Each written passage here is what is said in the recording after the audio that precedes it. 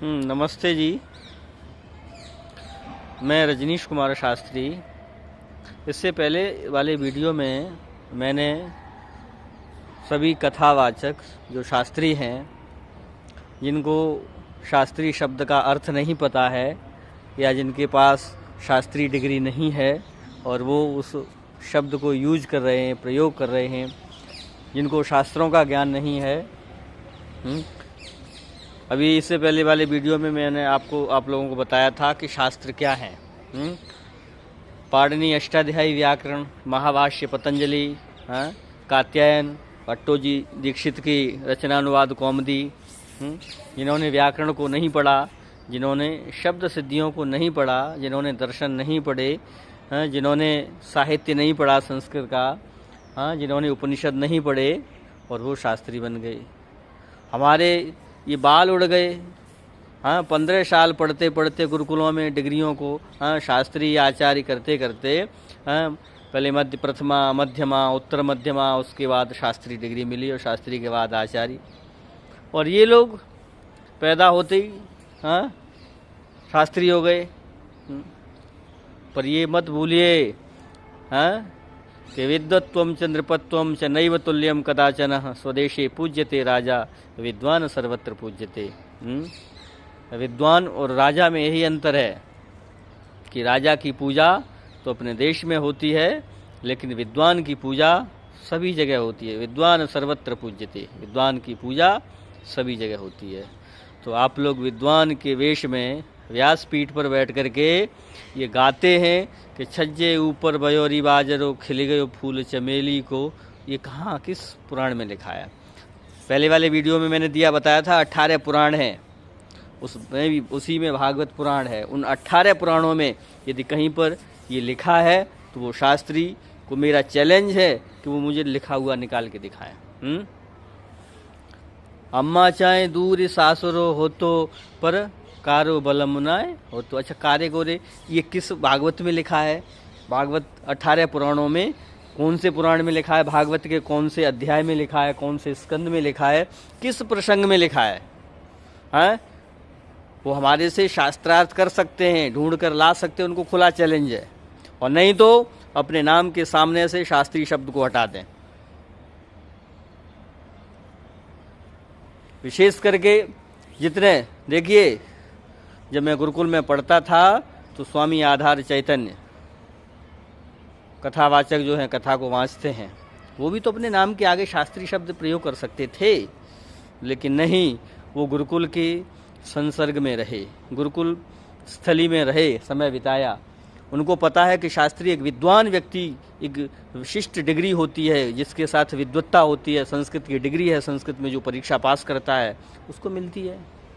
Era गहरा नत्थू खैरा सब शास्त्री लिखे घूम रहे हैं, सबके पास शास्त्री हो गई है। थोड़ी आवाज़ अच्छी हो गई, सुरीली, और ठीक है, अपना तमाशा करो, जो भी बोलना है, गाना है, करो। आज 1999 में, 98 में, 1988-89 में, और 99 में, 98-99 में गिने चुने शास्त्री थे। सुरजन चैतन्य, स्वामी आधार चैतन्य, 2, और तीसरा नाम था हमारे पड़ोसी ब्रजेश कुमार शास्त्री। चलिए ठीक है, एक शास्त्री था। आज देखो, शास्त्री तो कुकरमत्ते की तरह पैदा होते, लड़कियां लड़के पैदा होते ही शास्त्री। एक भजन गाना आ गया, शास्त्री लगा लिया। थोड़ा सा हारमोनियम पर उंगली चलाना सीखे, शास्त्री बन गए, कथावाचक बन गए। एक वीडियो बना लिया, एक गाना यूट्यूब पर रिकॉर्ड करके डाल दिया, शास्त्री लिख दिया। और देखिए, मुझे वैसे विरोध नहीं करना चाहिए, सबसे ज़्यादा शास्त्री जो हैं यादव जाति से हैं, यादव जाति के हैं। तो हमारा आप लोगों से ये विशेष अनुरोध है, एटा, मैनपुरी, फर्रुखाबाद, शाहजहाँपुर और कासगंज, अलीगढ़ तक, और यहाँ से कानपुर से अलीगढ़ के बीच का जो एरिया है, यहाँ पर जो है तमाम बिना पढ़े, बिना डिग्री वाले शास्त्री। अच्छा, जब आप बिना पढ़े लिखे शास्त्री की डिग्री ले रहे हैं तो ये संपूर्णानंद संस्कृत विश्वविद्यालय, राष्ट्रीय संस्कृत विश्वविद्यालय जो है दिल्ली, श्री लाल बहादुर शास्त्री राष्ट्रीय संस्कृत विद्यापीठ विश्वविद्यालय नई दिल्ली, संस्कृत विश्वविद्यालय तिरुपति, महर्षि दयानंद विश्वविद्यालय रोहतक, सारे दिल्ली विश्वविद्यालय हैं जो शास्त्री की डिग्रियां देते हैं। दिल्ली तो खैर नहीं देता है। तो जिन विश्वविद्यालयों का मैंने नाम लिया जो शास्त्री और आचार्य की उपाधियां देते हैं, तो ये तो बेकार हैं।